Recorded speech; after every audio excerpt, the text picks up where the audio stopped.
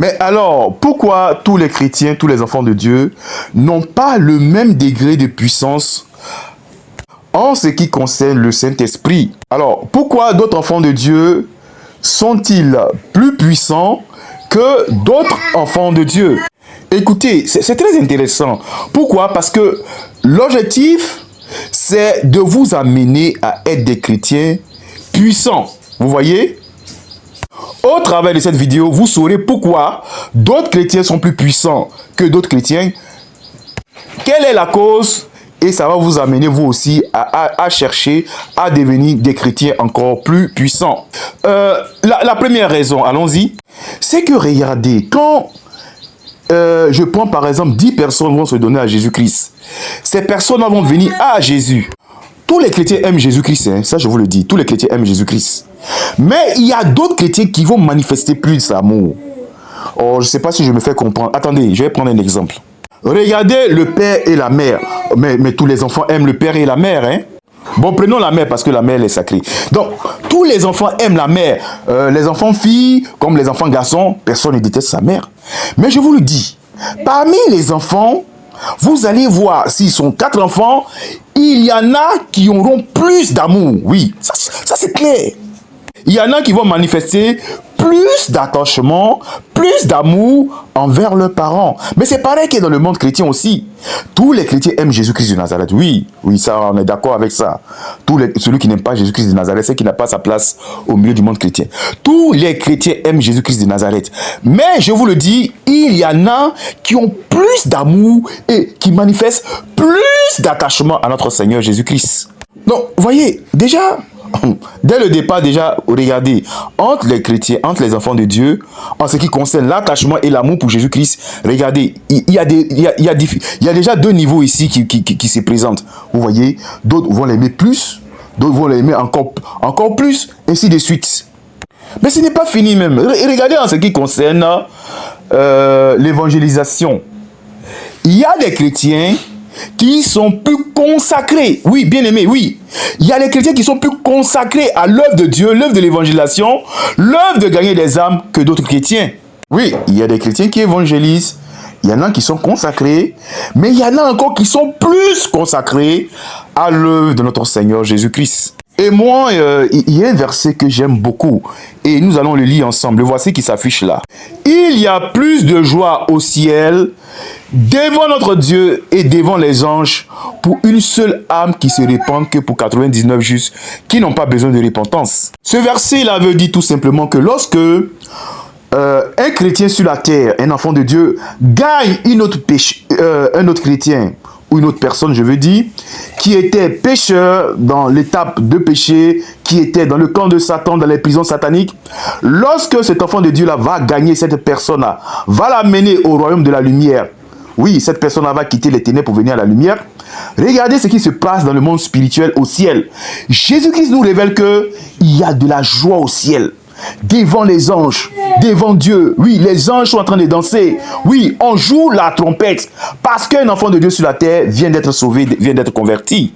Voilà ce que notre Seigneur Jésus-Christ est en train de nous révéler dans ce passage. Et moi, c'est ma prière chaque matin. Oh Dieu, permets que chaque jour, je gagne une âme aussi au Seigneur Jésus-Christ afin de réjouir le ciel. Et enfant de Dieu, toi qui m'écoutes, cela doit être ta prière, ton objectif. Il faut que sur la terre, tu sois l'instrument par lequel le ciel chaque jour est en fête. Mais bien aimé, beaucoup d'enfants de Dieu n'évangélisent pas et ne cherchent pas à gagner des âmes à Christ. Vous croyez que notre Seigneur Jésus-Christ peut être content d'un tel chrétien? Oui, c'est un vrai enfant de Dieu. Mais il n'évangélise pas, il n'est pas consacré à l'œuvre de Jésus-Christ, il ne cherche pas à gagner des âmes. Vous pensez qu'un enfant de Dieu comme ça, Jésus-Christ sera content de lui? Par rapport à un autre enfant de Dieu, lui qui est consacré et qui gagne les âmes et qui réjouit le ciel chaque jour. Mais cet enfant de Dieu qui est consacré et qui gagne les âmes chaque jour à Jésus-Christ, mais il aura plus de faveur devant notre Seigneur Jésus-Christ que l'autre. Mais ça c'est clair. Que nous dit notre Seigneur Jésus-Christ? Mais regardez, mais c'est ce qui fait que, regardez bien, faites bien la remarque, il y a d'autres chrétiens quand ils prient, ils reçoivent exaucement très vite. Mais il y a d'autres chrétiens aussi quand ils prient, oui, ils reçoivent aussi l'exaucement, mais vous voyez, mais ça met du temps.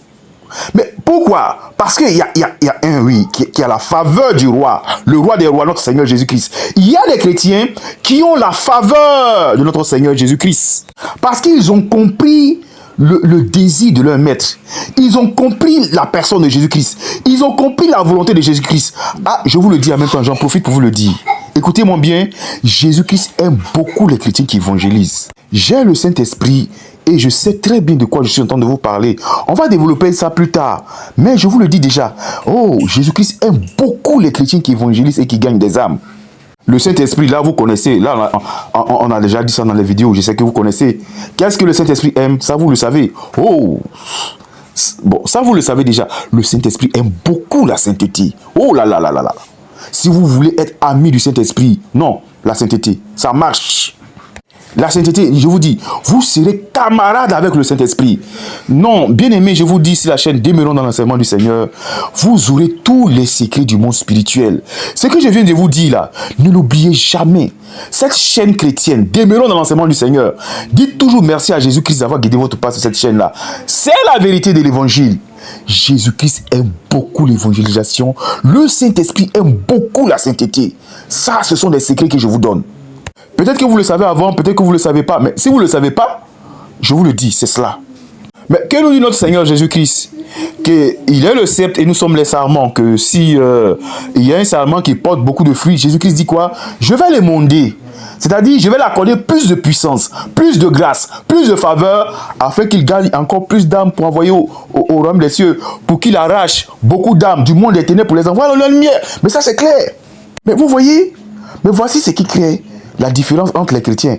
Pourquoi il y a d'autres chrétiens qui sont plus puissants que d'autres chrétiens? Mais voilà. Nous avons entamé déjà avec le premier secret, mais en ce qui concerne Jésus-Christ. Voilà. Vous voulez que ceux qui sont plus attachés à Jésus-Christ, qui ont plus d'amour pour leur Seigneur Jésus-Christ, qui sont consacrés à l'œuvre de l'évangélisation, à l'œuvre de gagner des âmes pour le Seigneur Jésus-Christ, mais tout naturellement, bien aimés, ils deviendront plus puissants que d'autres chrétiens qui n'évangélisent pas. Leur activité, c'est d'aller au travail, faire les activités, ils descendent à 18h de leur boulot.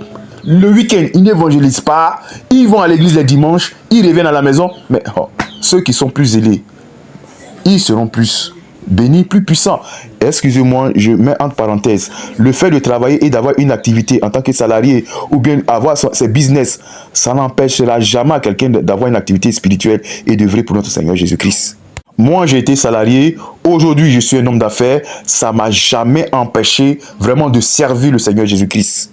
Si tu es salarié même, au bureau, au travail, sur le lieu du travail, les comptables, les secrétaires, tu peux les évangéliser. Tu peux gagner des âmes. Tu es commercial, tu vas vendre les produits de l'entreprise.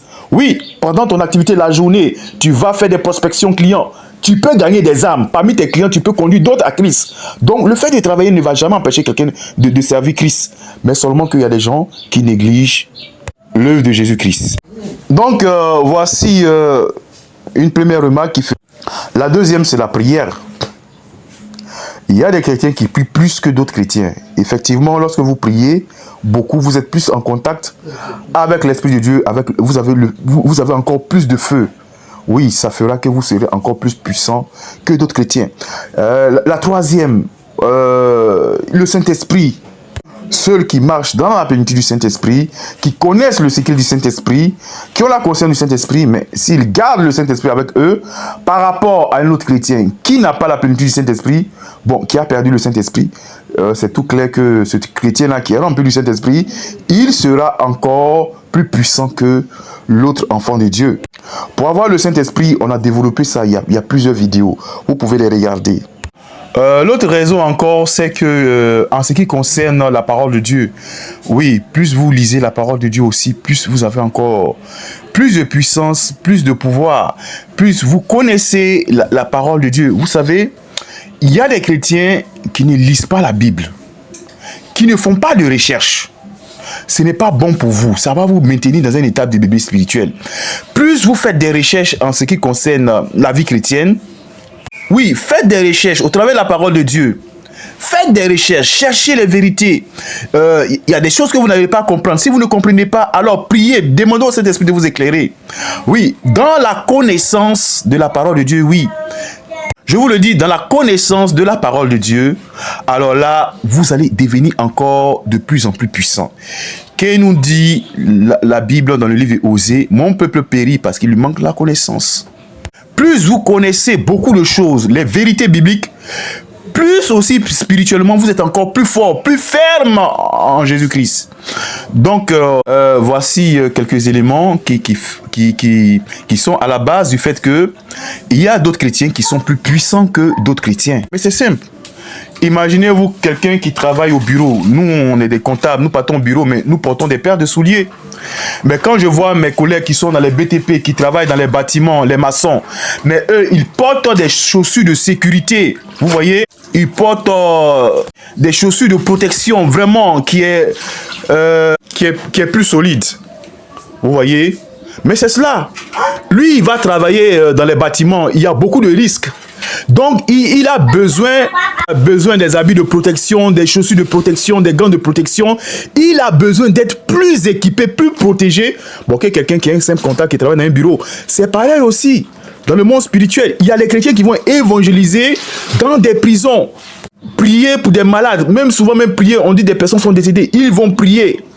Il y a des chrétiens aussi qui vont dans des zones, dans des pays où là-bas même, mon frère, on ne peut pas parler de Jésus-Christ. Où là-bas, on adore le satanisme, des déesses. Donc, ces gens, les chrétiens qui affrontent vraiment ces zones difficiles, réfractaires, ils ont besoin de plus de puissance du Saint-Esprit, de plus être équipés. Mais, tout naturellement, ils seront plus puissants que les autres. Donc, c'est ça.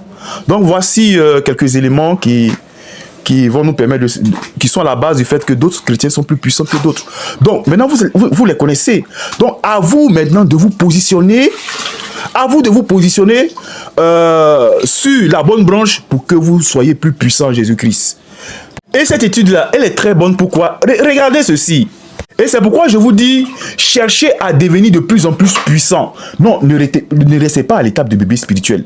Cherchez à accroître votre niveau de puissance. Le bénéfice de cela, vous savez, c'est quoi?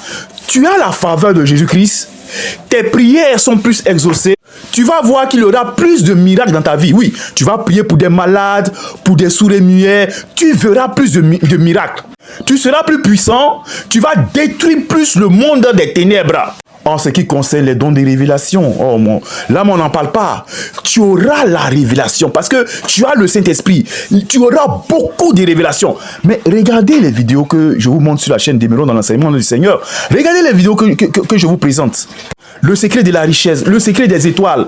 Moi, les gens, une fois, il y a une dame qui m'a appelé pour me demander est-ce que je suis un ancien sorcier ou un ancien sataniste? Mais non.